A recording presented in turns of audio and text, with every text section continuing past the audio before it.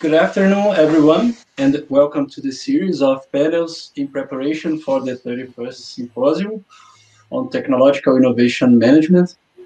Known simply as Symposium, this is a biannual event organized by the Innovation, Technology and Entrepreneurship Division of the Brazilian National Association of Postgraduation and Research in Administration, ANPAD. I'm Daniel Lopes and will be one of the mediators of this session. I teach strategy, innovation, and entrepreneurship at the Federal Center for Technological Education of Minas Gerais, Cefet-MG, and it's a pleasure to be here with you. This is the fourth event in a series of 6 that started in April and will end the next week. Our intention with these panels is to bring the academic community closer to the division and to promote exchange with our peers that go beyond our conference sessions. Particularly, this panel will be held in English in order to expand these conversations on an international audience. So it's noteworthy that this year's symposium will take place on the 17th and 18th of May. I'd like to invite the audience here to check the main program on ANPAD's website and to make your registration to the conference. In addition, please do not forget to submit your papers to our annual meeting in ANPAD, for which submissions are closing within 2 weeks. You can follow all the information about our division and the schedule for the next panels on our Instagram profile, which is anpad.it. And in case someone misses any of these panels and wants to keep up with the content, all videos are recorded and remain available here on ANPAD's YouTube channel. It is good to see that we have so many people joining and watching us, and that more people are coming. Our panel today is called Research and Practice on Innovation Management, in which we'll have the participation of the leaders of one of the symposium's tracks, which is Innovation Management Tools and Methods. Professor Bruno Fischer will join me as mediator. He is currently Professor of Management at the Faculty of Applied Sciences at the State University of Campinas, Unicamp, and is also a research collaborator at the High School of Economics of the National Research University of Moscow. He will have some words with you before introducing the panelists. So welcome, Bruno. It's your turn. All right, thank you, Danielle. Good afternoon, everyone. So it's my pleasure to be here with you today. And as we've mentioned in our track description, innovation management is a topic that continues to generate debates on how organizations handle innovation, and we see a growing interest of researchers and practitioners in this topic. We carefully planned this session and decided to bring 2 specialists in this field to discuss today with us. So our first panelist in the session comes from Lithuania, Vida Iškudienė. I hope I pronounced it correctly. Is professor of management and conducted her PhD research at the University of South Carolina, USA. She's head of the master's program in innovation and technology management at ISM University of Management and Economics. And she's also a visiting professor at Nagoya University of Commerce and Business in Japan. And our second panelist is Professor Ana Luisa Burchard from Minas Gerais, Brazil. She holds a PhD in business administration from Aarhus University in Denmark. And she is a professor of innovation and strategy and a researcher at the Innovation and Entrepreneurship Center at Fundação Dom Cabral. So please, everyone, feel free to leave your comments and questions in the YouTube chat. We'll be happy to take your comments and questions and whatever. Our team will be following your remarks, and hopefully we'll make this session as interactive as possible. Each of the panelists' presentations will take about 15 minutes, and after that we'll open the session for debate with all the panelists and moderators and the broader audience, obviously. So thank you for your presence, and I hope you enjoyed the panel. Professor Vida, please, the floor or the screen is yours. Thank you very much, Bruno. Thank you for introduction. And I'll ask Daniel to share my slides. And yeah, so today it's a pleasure to take part in this panel, first time in my life in Brazil. So as I told to my colleagues, I am participating in Brazil panel. So today I will try to provide a brief, we'll initiate a brief discussion on innovation management from the research perspective. And I have already been introduced by Bruno, so this is me. I'm not repeating. I have also managerial experience, which I'm very proud of, because I tried a little bit in practice. What does it mean to be an entrepreneur? And because I served as an executive manager in Macmillan Education UK for 8 years, and I was responsible for all Baltic Republic. So, but yes, and I would like to show you my same University of Management and Economics campus. Yes, and I really invite you to visit because the campus is in the heart of Vilnius, the capital of Lithuania. And this building dates back to 15th century. It used to be a monastery. And then you see a fraction of town wall even, which dates back to, I don't know, 10th century, kind of. Okay, and one more picture from Nagoya University of Commerce and Business, where I lecture from 2014. In this particular photo, you see my session for the professors of university, which are only men. So it's a challenge, but actually I learned a lot today together with my students because I organize international study tours already for 6 years. Every year we visit with students Japan, and we visit also different companies. This is the newest book edited by me and my colleagues from Denmark, Jason Technological University of Denmark, and Fabian, on innovation management, published 2020 by Edward Edgar Publishing House. It's not only me, but it's international leading scholars and my friends like Daniel Lopez from Brazil. Daniel's article is very, very good, and most probably one of the most outstanding. Thank you very much, Daniel, for contributing. Colleagues from United States, Japan, China, Australia, and European countries like Lithuania, Denmark, and France. And this book offers the, comprehensive framework of different perspectives on innovation management, from product, from process, from people management, and in space mainly on open collaborative innovation management. Today, I will share with you in this discussion the current innovation management research perspectives, which according to my research are the three main perspectives, that is learning perspectives, shared value perspective, and network perspective. I will go in detail a little bit to talk about each of these. So the first learning perspective considers exploration and exploitation learning activities. And that is, there is a stream of contemporary organizational learning research, which is devoted to organizational ambidexterity effect on innovation management. Organizational ambidexterity is defined as organization's ability to be aligned and efficient in exploitation, that is refinement, efficiency, adherence to rules, risk avoidance, and exploration, that is search, variation, experimentation, risk take, and discovery learning activities. The research on the organizational level has shown that both exploitation and exploration are important to develop and foster innovation activities. Further on, the learning perspective in the next slide tells about the, Yes, yeah, that's one. Sorry for that.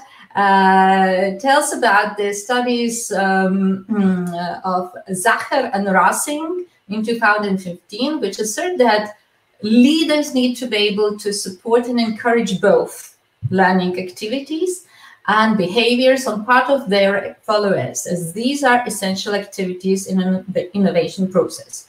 So the current studies found that opening, sometimes it's called opening, sometimes exploration, meaning the same leadership, positively predict team innovation, whereas closing exploitation leadership behavior did not have the significant effect.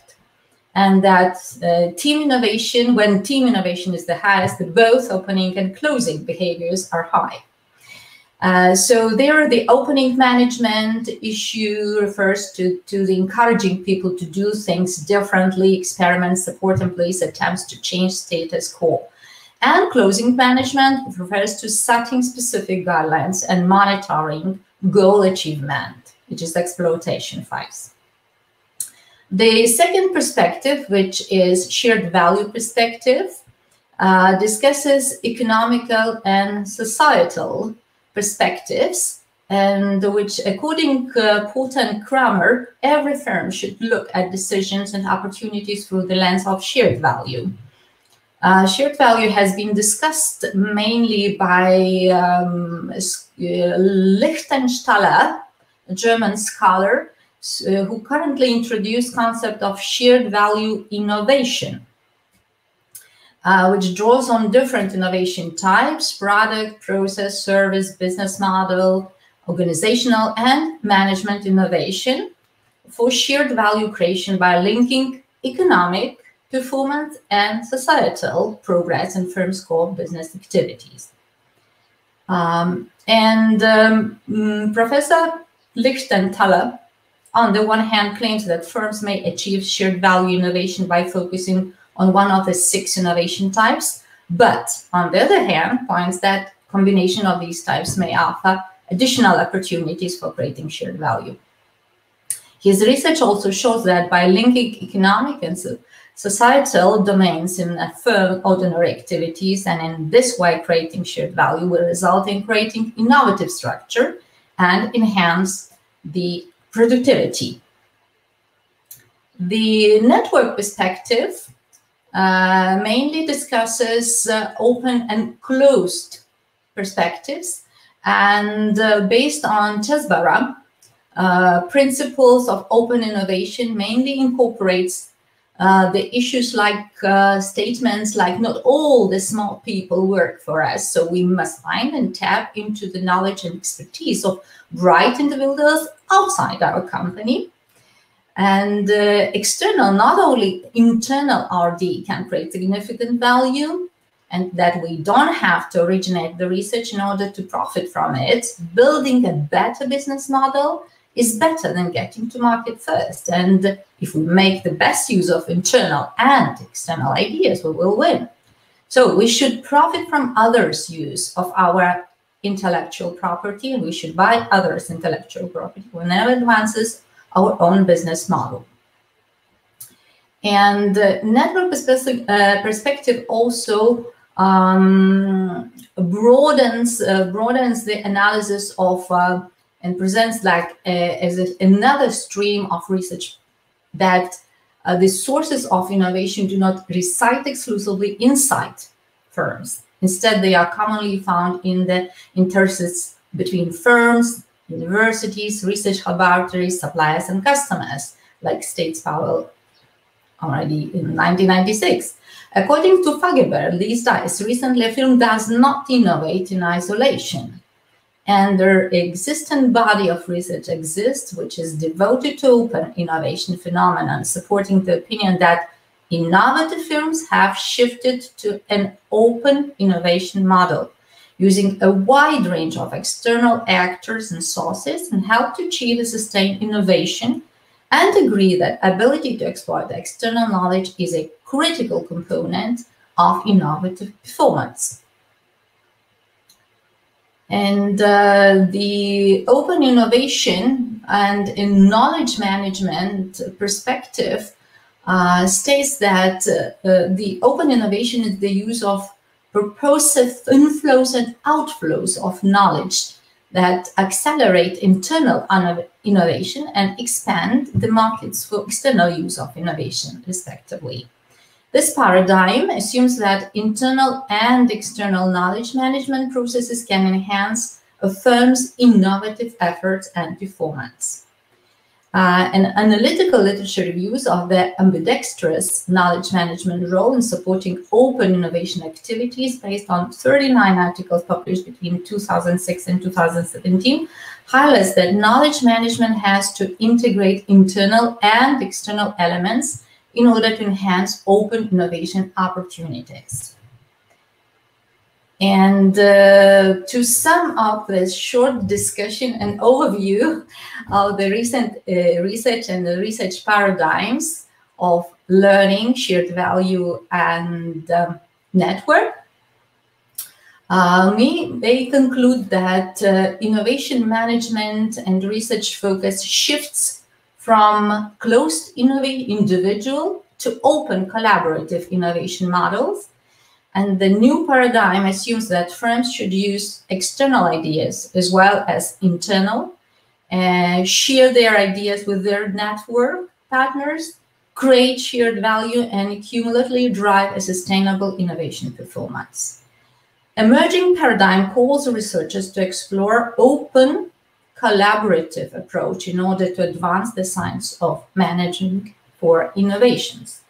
So today, to date, there is a need for more studies into ambidextrous perspective of innovation management, and future studies should explore the effects of firms' openness to external knowledge and its effects on innovation outcomes. So, therefore, ladies and gentlemen, the change is coming, and this is my basic idea, and which I call for discussion about this proposition. Thank you very much.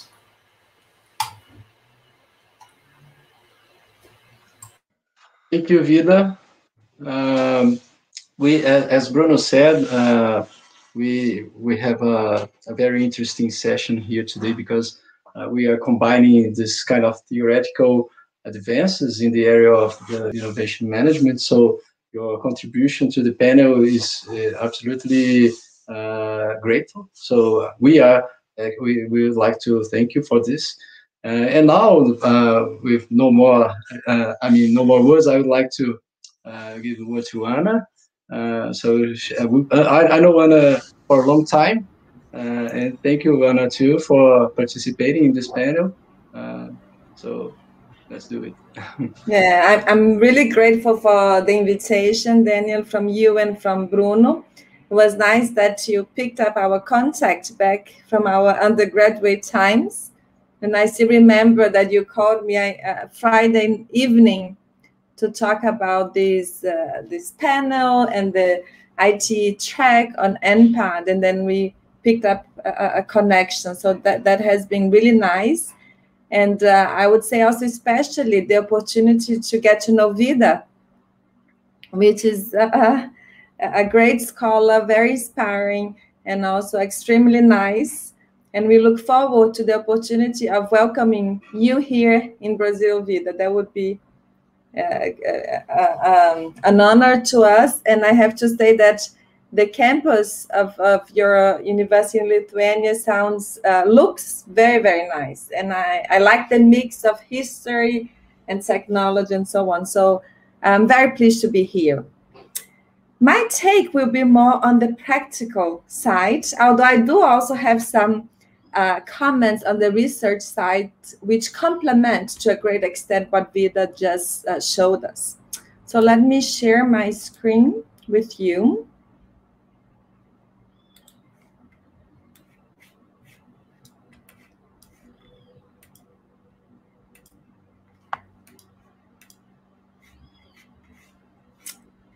Yes, good.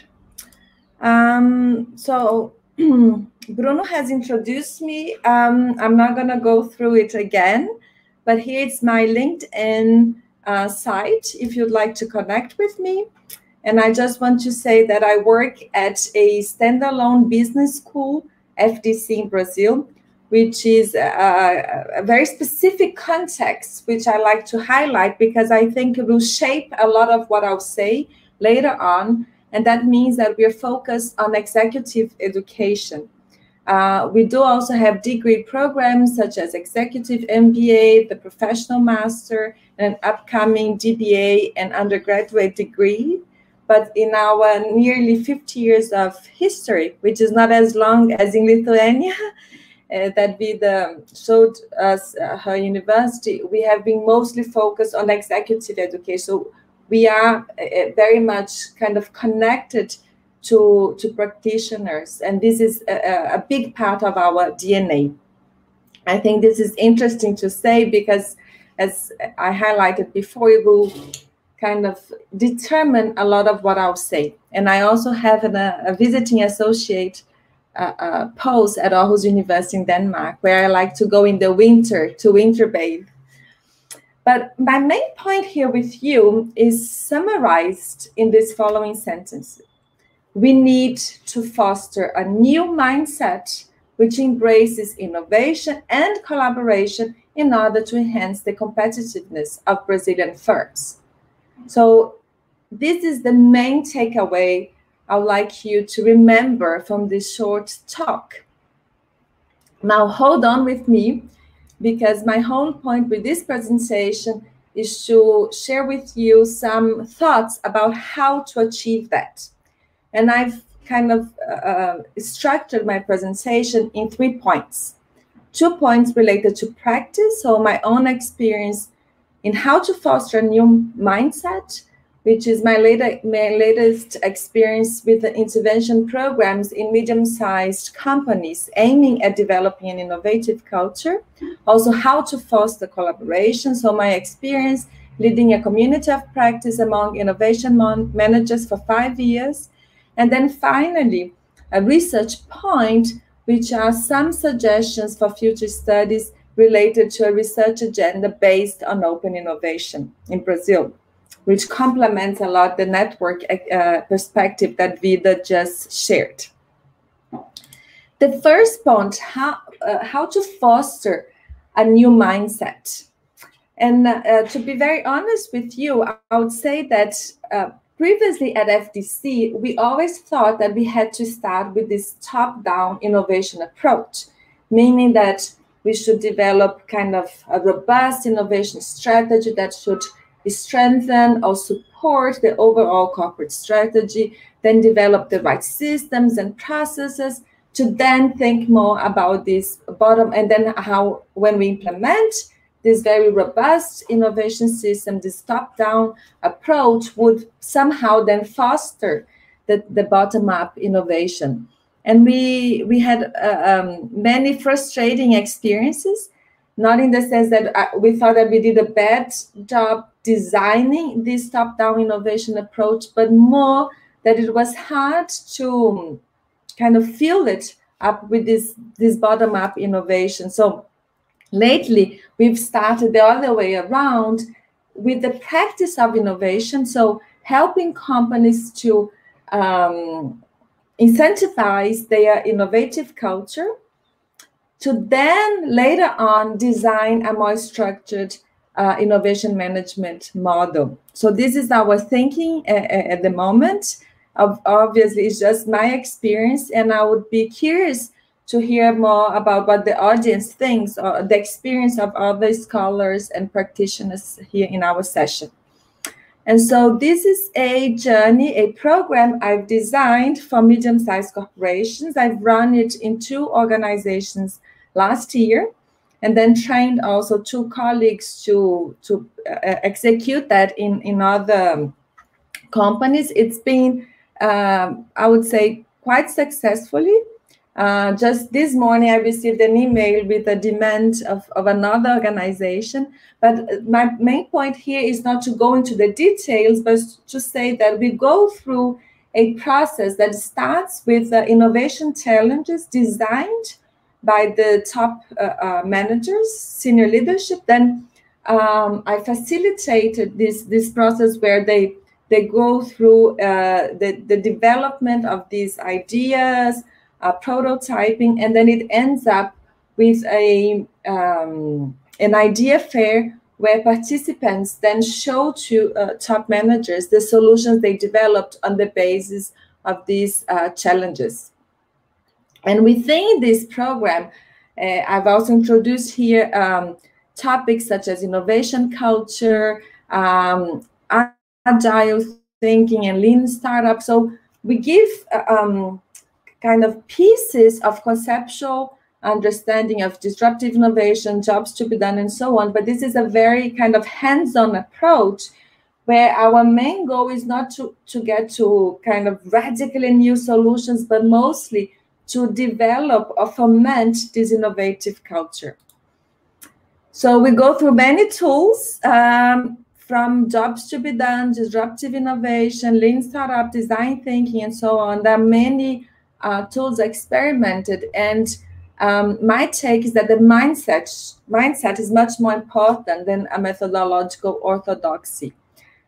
And then later on, we move to the development of this more kind of robust innovation management model. And here is just one slide that I would like to share with you on how we do that at FDC. So we think about both at the governance level and at the more operational level of innovation management, connecting strategy, structure and management, processes and metrics, and then obviously culture, which is at the centerpiece of our model, because this is where the biggest challenges lie in our experiences, and culture somehow connects the more governance mode of innovation, governance level, to the more operational level.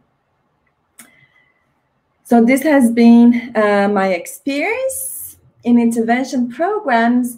The other point I'd like to share with you is related to how to foster collaboration.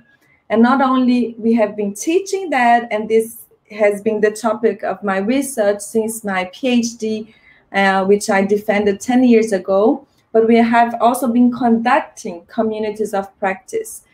And this is, I've put here some logos, and I'm sure that our Brazilian colleagues here in the audience will recognize many of these brands, but it's basically, Vida, for you who definitely doesn't recognize all these brands, we have both large organizations from the mining sector, but also from the steelmaking sector. We have medium-sized organizations, scale-ups like this bank, and these are the two organizations. We have public organizations, we have public universities, and we have startup companies, we have local innovation hubs. So it's been a really diverse set of network members. And I've had the pleasure to lead this network for 5 years. And this is far from a straightforward task of keeping this network alive. It's not finalized, let me say, but we've joined it with other 3 networks that we had spread throughout the country. So in São Paulo and in the northern region and my local region in Minas. We've joined these networks together when we moved to the online setting during the pandemic, because then we realized that it wouldn't make sense to keep these networks apart geographically when we have a online means of meeting. 4 kind of very quick takeaways here involving members. So giving them really the spotlight. And I think here the challenge for us as scholars is to step back and really let the members decide not only the content, the format, but give them the opportunity to share their experiences. So we are there really to learn.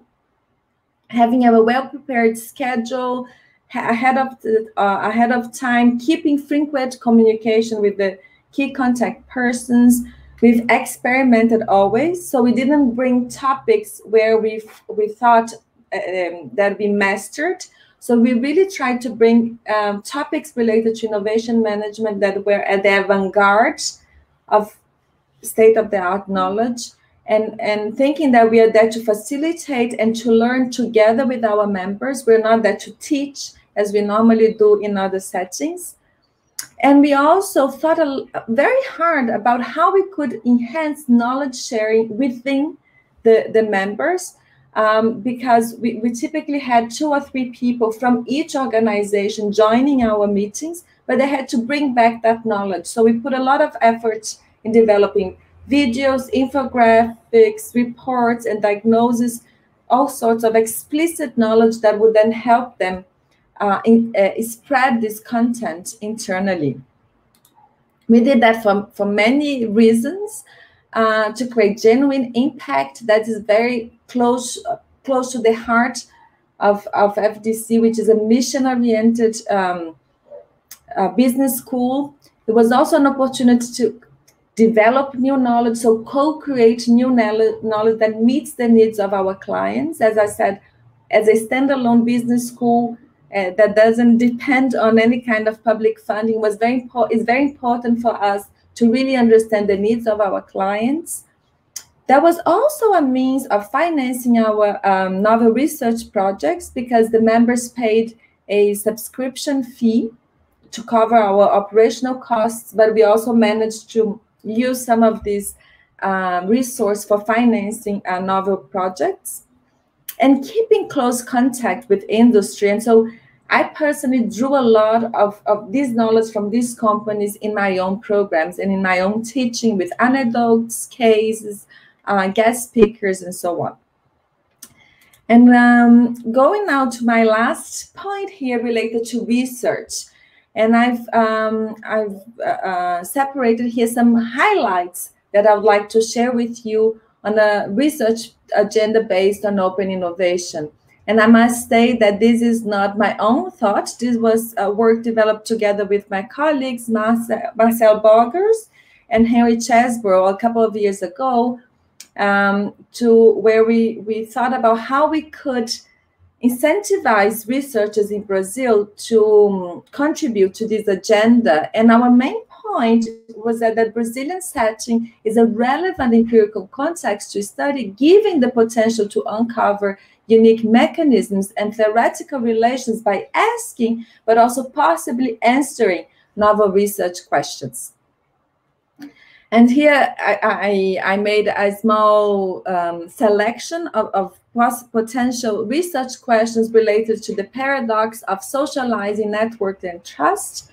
We know that trust is very low in our setting. And so what motivates individuals and groups to exchange knowledge in the context of low trust, for instance, could be a very interesting research question to pursue.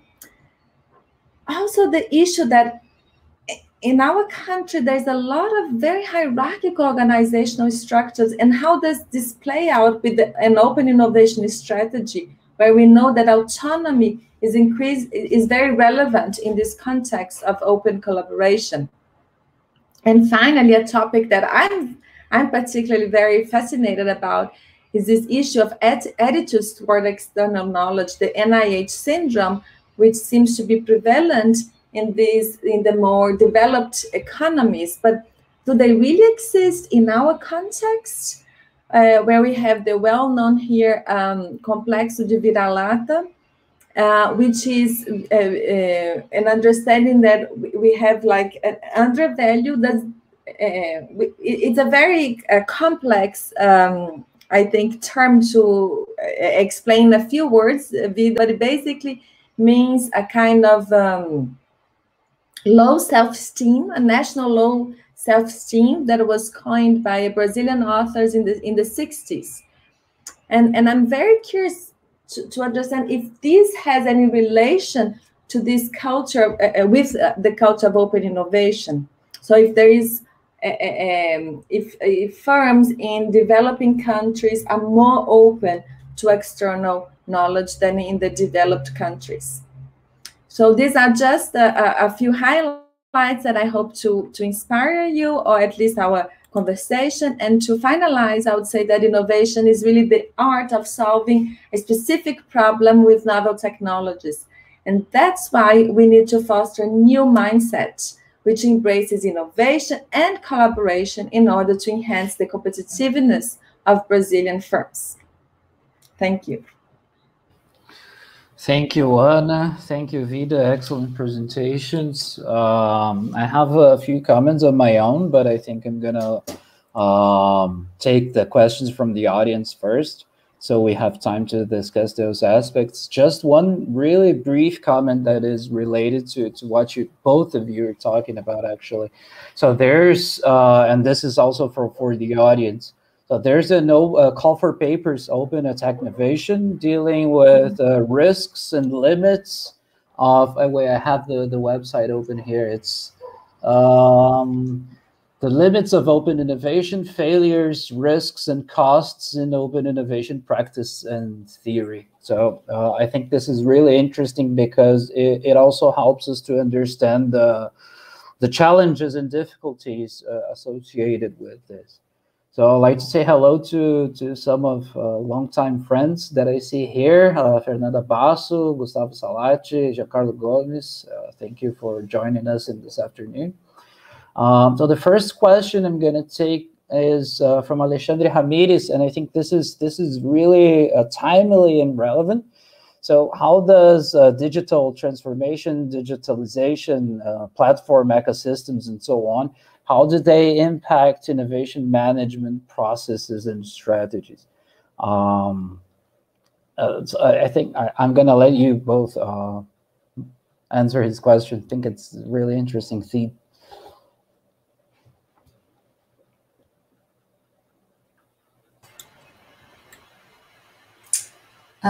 Okay, maybe I can start the discussion slowly. Yes, this is a very complex and broad issue, of course.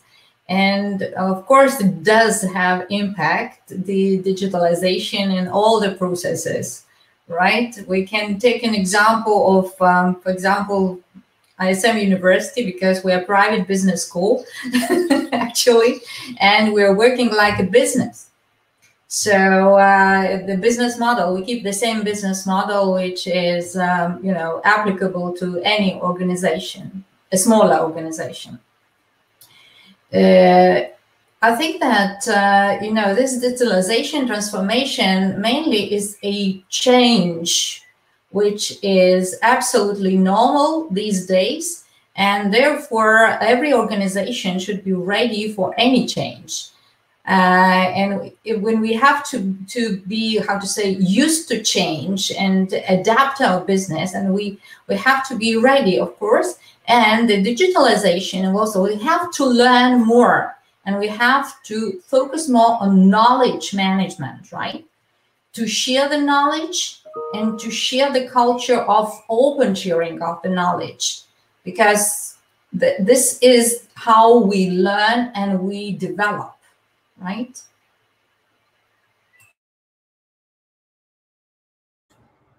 Yes, this is a very good question, because I would say that we typically hear about digital transformation, as the name says itself, as something that will revolutionize all industries and all sectors of the economy, which I personally believe that it will, but we still understand very, very little how this changes our current understanding of innovation management. So how is it different to develop a digital-based technology in relation to other technologies, such as biotechnology or nanotechnology or many others? I remember when I started my PhD in 2007, nanotechnologies were the hot topic, and everybody wanted to look at them. And then I got this question: how do nanotechnologies differ from other many technologies? And this, I think, is a very relevant question. We have some clues about it, but I still think that we need more investigations in this regard. For me, the contribution of Professor Nabizan, which comes from information systems research, is very useful in this regard.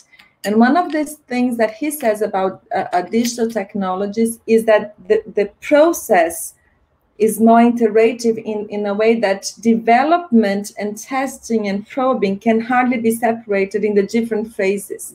So the typical kind of stage gate model that we see with physical products do not make sense with the digital products, because as I change one line in the algorithm, I already tested, and it's more malleable. The digital technologies are more malleable, and so I think it's a really great and fascinating question. I think I cannot have come with a definite answer, but I would say that, yeah, this is at least one thing that comes into my mind, how the innovation process differs. Excellent. I think this is, I totally agree. We don't have definitive answers for this yet. This is a great research topic, actually. People started talking about the corporate digital divide. So you have the digital divide from the early 2000s, which was about people inclusion into the digitalization, people who are actually capable of using digital technologies. And now this is translating into corporate level aspects. And it will possibly in the future, and economists have been discussing this over the last couple of years, how there will probably most likely be a shift in terms of where you add value in a given product. Today, we think about hardware in most industries. So we think about a car, you think about the hardware, the car itself, right? So there is the possibility that the more you add value in terms of software and digital technologies embedded in a car, the more value you're going to add outside of the hardware part. So you see some interesting moves and among CEOs and decision makers in these companies trying to prepare for that kind of shift. We could discuss that. We could have a session about that, actually. Thank you. So the next question from Rodolfo Rangel. So he mentions that in Brazil we have a big movement that works with open innovation, but basically connecting startups and big enterprises.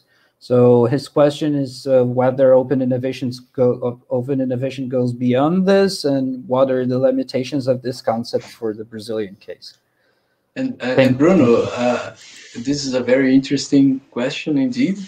And I'd like to add something here, because Vida is coming from Lithuania, so maybe she could give us a clue of what's going on there in this matter. I mean, how she sees the companies, and I mean, so just for a question for both, actually.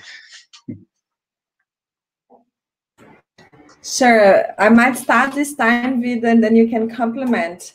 Rodolfo, excellent point. I see it the same way as you do, that specifically the practitioners or innovation managements, they equalize open innovation with startup engagement. And there's much more to that, right? Engagement with users, suppliers, research centers, competitors, so many other ways of practicing open innovation, crowdsourcing, alliances, networks, ecosystems, and I comply with your view that the discussion here is quite narrowed, but I would say that this is still a kind of, we are advancing slowly. I remember when I came back, I returned to Brazil 6 years ago. The first course I taught at FDC was called Open Innovation, and I hardly had any students.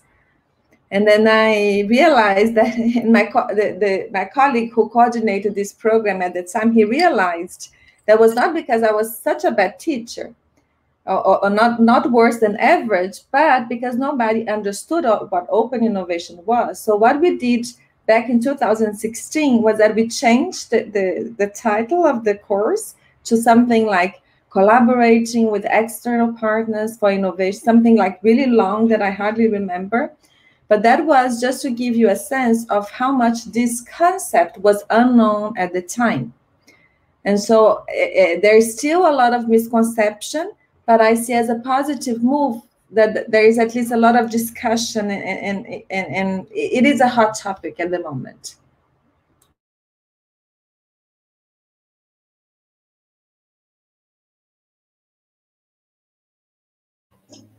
Vida, would you like to yes, comment? Sorry, I was looking for Mike.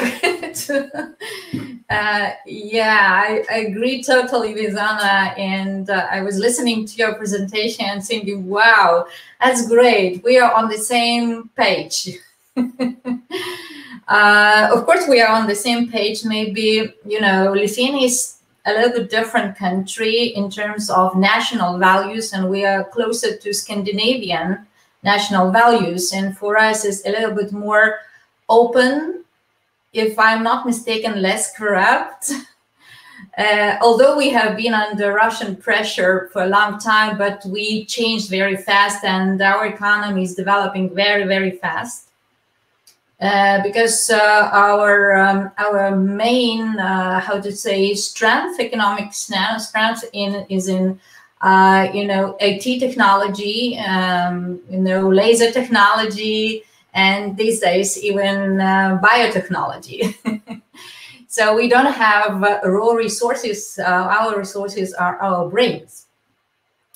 And, you know, in our society, of course, it is still open innovation is still kind of, what is it? We don't believe in it, right? But that is what science and scientists and researchers should do. And you, Anna, with your, you know, courses, that we have to open eyes. We have to be in front, okay? One step ahead of the present situation. And we have to talk about it, and not only to talk, but also practice, okay? And in Lithuania, we have many examples of open cooperation. My belief is, and a lot of my students doing research, that everything starts from the heart of the company, or from the company mindset, company culture, okay? Because if within one single company, the people share their knowledge, they share what they know with others, right? And company supports this sharing formally and informally, organizing different, you know, cubicles in societies and etc. Then it grows up. It grows up and it's bigger, involving more and more. And then you see the value of it. When you see the value that you can do more with together with others, rather than sitting alone, closed in your office, right? Then you see, yeah, we can do a lot. If we join, it's a little bit similar like with acquisitions and mergers it used to be, right? That was considered as one of the networking and collaborating issues. So in Lithuania, I think we are in particular with startups collaborating, in bank startups, and universities, which many universities now have innovation cubicles and innovation bases, right? So I do believe in future of open innovation, and this is our also mission to encourage business and encourage our students to practice it. Yeah, and it's interesting you saying this, Vida, because Rodolfo, who made the question, is, as far as I know, he's a coordinator of the Innovation Agency of Instituto Federal do Espírito Santo. I knew him a lot, I mean, 2-3 years ago.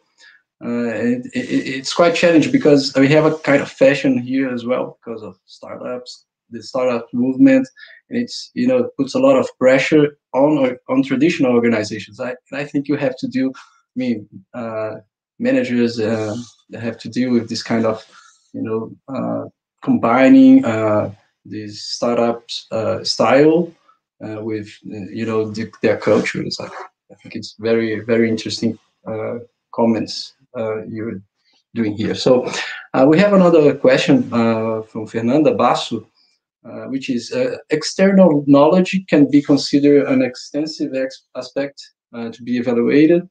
And what level of evaluation of this external knowledge can be considered relevant? Sorry. So I think it's more it goes aligned with one of your perspectives, which emphasizes this kind of external knowledge. Maybe Anna can give us a clue. Can give a clue about this as well. So you're saying Vida should start, right? I don't really whoever wants. understand properly maybe the question, Anna. Could you start and then I'll continue? Okay. We still have 10 minutes. All right. I think we have 2 more questions, maybe. I'm not sure. All right. I think this issue of evaluation of external knowledge has fascinated me as well.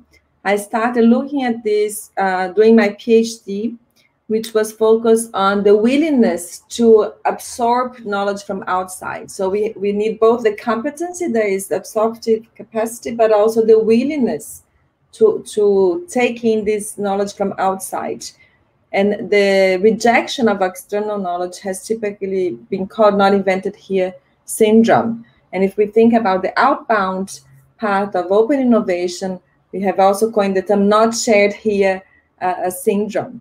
And so I think this rejection of the external knowledge comes from not looking at it objectively, but this comes very much from this in-group thinking where we tend to overemphasize or kind of focus more on things that belong to a certain group.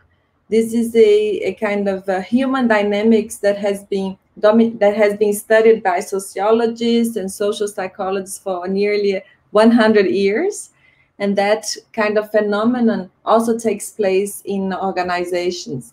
And we still see a lot of that we tend to reject ideas that come from outside because we evaluate the source of knowledge, but not really what it is in itself.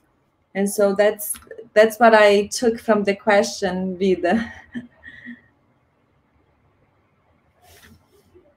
Okay, thank you, Anna.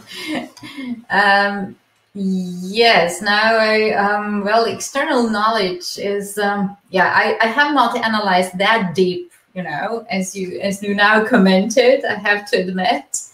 But I know what is what it's all about is that can you trust external knowledge, right? And what kind and how to differentiate between the external knowledge, which is a good one or a trusted one and not valid to take into consideration. But that's why you have people, you have managers, you have administration, we have brains, right? Okay. And I think that these days, because, we had recently actually the discussion with the journalists saying that, like previously only, TV journalists would be able to impact and their opinion, right? And now we have different sources, right? We have lots of sources and a majority of the ideas. And this is really an issue how to, choose which one to believe. But that is a science, as I said, that to be able to, sort out kind of which one to take and which one to trust. Okay, it's always about the trust, of course, but it's also another issue is that the more variety you have, right, the more choices you have.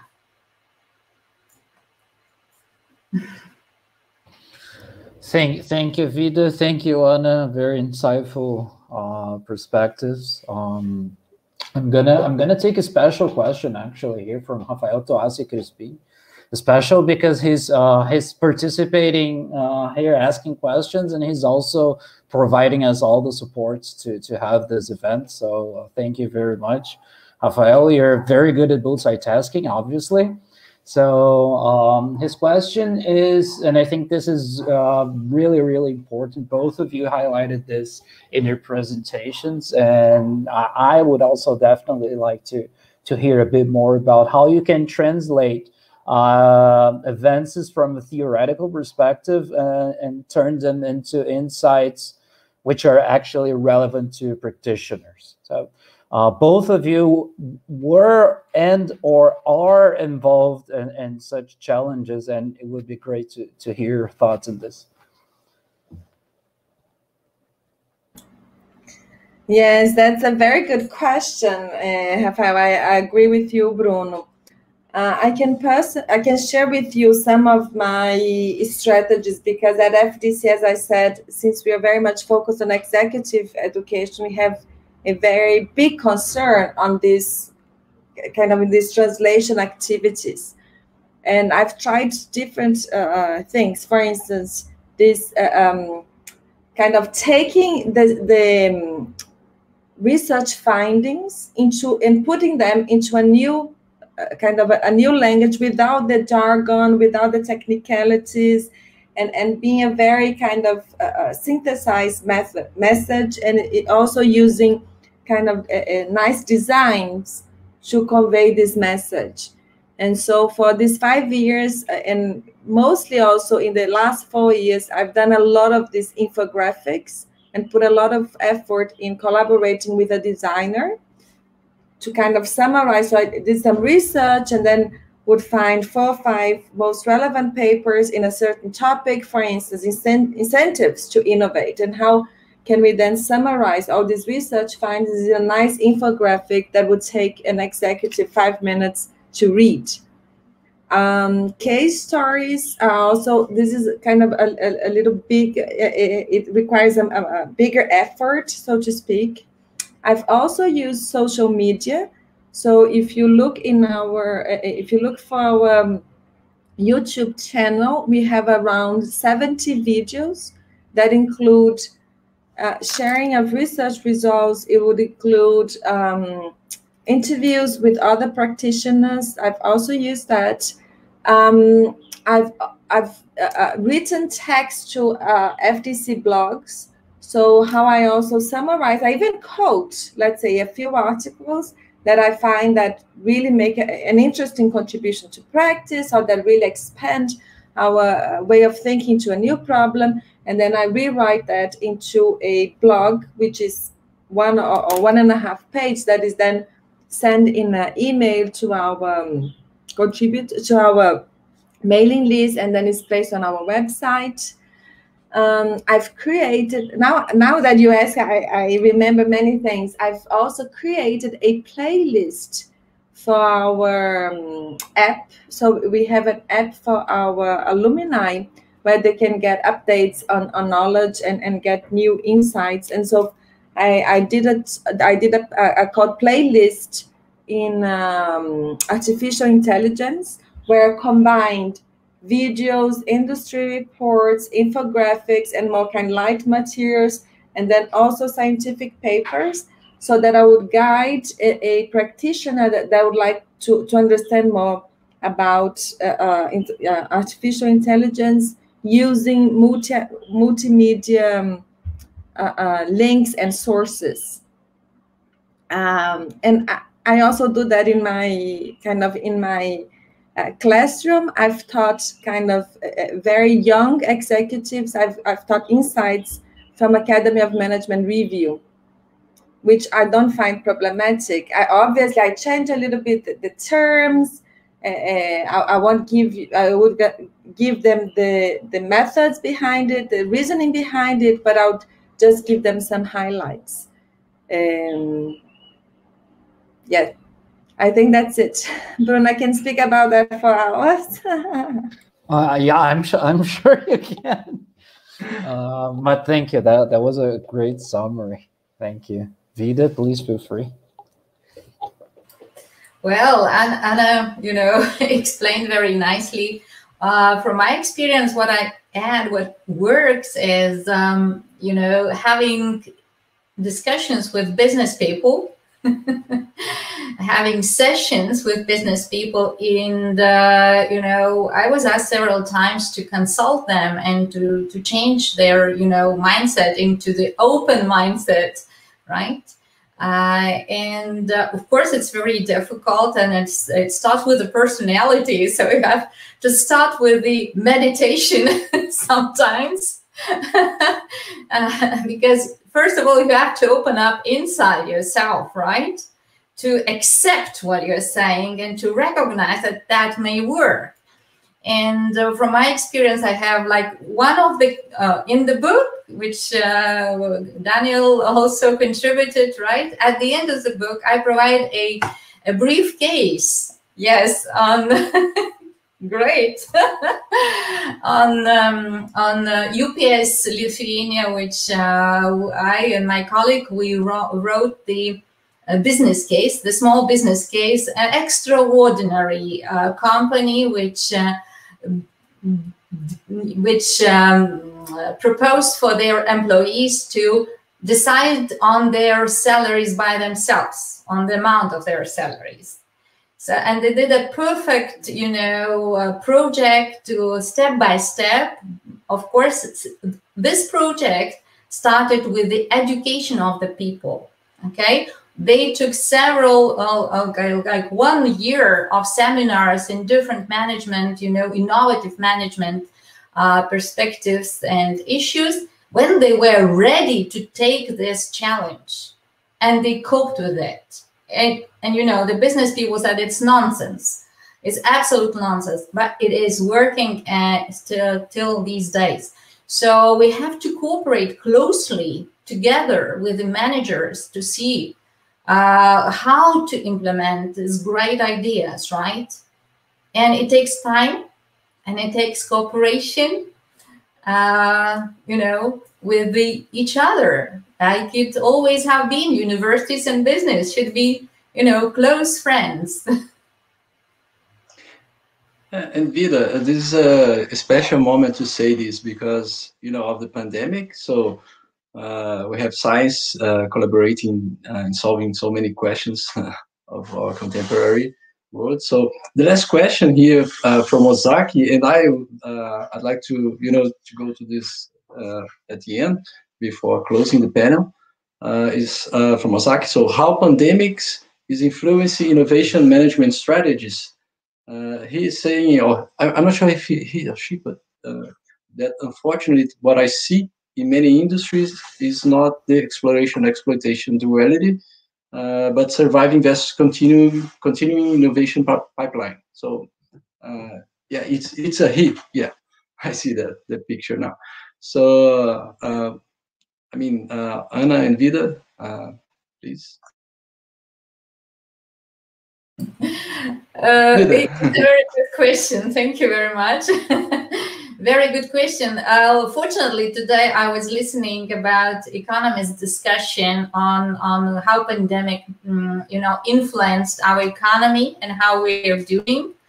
I myself, I met with several startups who created a lot of great ideas. And I do believe that changes, even pandemic changes, make us think. We start thinking very often when we got into a problem. When you got a problem, we start thinking. When we don't have a problem, we don't think, we just enjoy, right? So, and I see how brilliant ideas came up with brilliant ideas, like restaurants. They started, serving by GPD would send us all the dishes, and we would connect together and we drink together, and they had so many ideas. So I think it's not only bad thing which gives a pandemic, but also how to say, makes us think, right? And I think that is, as I always said, is that every problem, every challenge is a gift.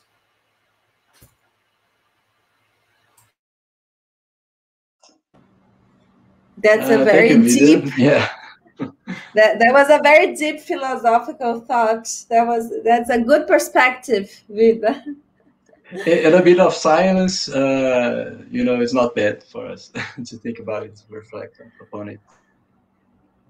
Exactly. But I agree with what Vida said.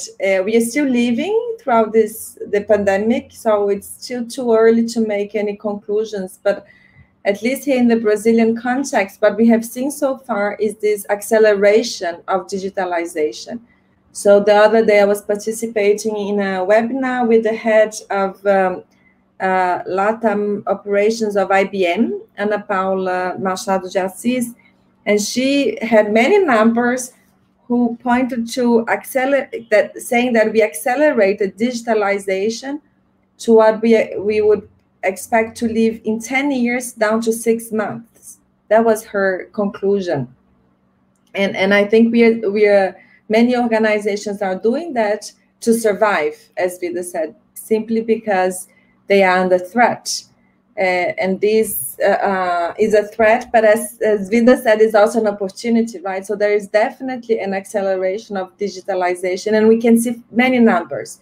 If you just take e-commerce in Brazil, I think it's kind of double-digit growth in just a period of 12 months, right? I don't remember all these numbers, although I do have here my analog notebook with some notes, but I don't have all this. Yeah. I'm not very good in remembering the numbers, but I do agree with our colleague here who posed the question that many organizations in Brazil have a hard time doing exploration or really kind of developing more disruptive or radical projects. And this is still a challenge for us, even in the context of digitalization. So there are many reasons why this happens. I'm afraid we don't have time to go very deep into that. That would even be another panel, Bruno and Daniel. But there are some kind of noteworthy efforts in the country in this direction. So very good point. Thank you. All right, excellent. I think these are times when you actually, because you speed everything so much, then it's whether you have the capabilities to adapt and respond quickly or not. And then you see who doesn't have the capability. It won't perish slowly. It will perish rapidly. So this is a major issue during the pandemic. It's basically accelerating everything. All right, so we're coming to an end. I would like to thank you all very much, especially our two panelists, Vida Shkudine, I hope I got it relatively right, and Ana Burchard. And also thank you, Danielle, for being the host this afternoon. Again, thank you, Rafael Crispin. I would like to remind you all that this is the fourth of a series of 6 events that will take place before the symposium. So we're still going to have 2 events next week, 2 webinars. And then I'll also like to remind you about the ENAMPAD, the period of submissions will be open for the following 2 weeks, as Danielle advised us. And thank you to the audience. Thank you, everyone. It's been a pleasure sharing this afternoon with you. Thank you, Ana. Thank you, Vida. And thank you, Bruno, for moderating with me this panel. I mean, we have the mission of advancing this topic in a couple of years. And thank you for joining this team. Thank you, Daniel. Thank you, Vida. It was nice talking to you. Yeah, and as Ana said, we'll hopefully be happy to welcome here in presence. So let's talk about it. Just wait a little bit, actually, and then we go back to this. Hopefully next year. Yeah. I'm very grateful. It was very inspiring discussion, really. Thank you, Vida. It was great meeting you. Yeah, thank you, Ana and Bruno, and yes, thank you very much, Daniel. And take care. Take care. Stay safe. Bye-bye. Bye-bye. Bye-bye.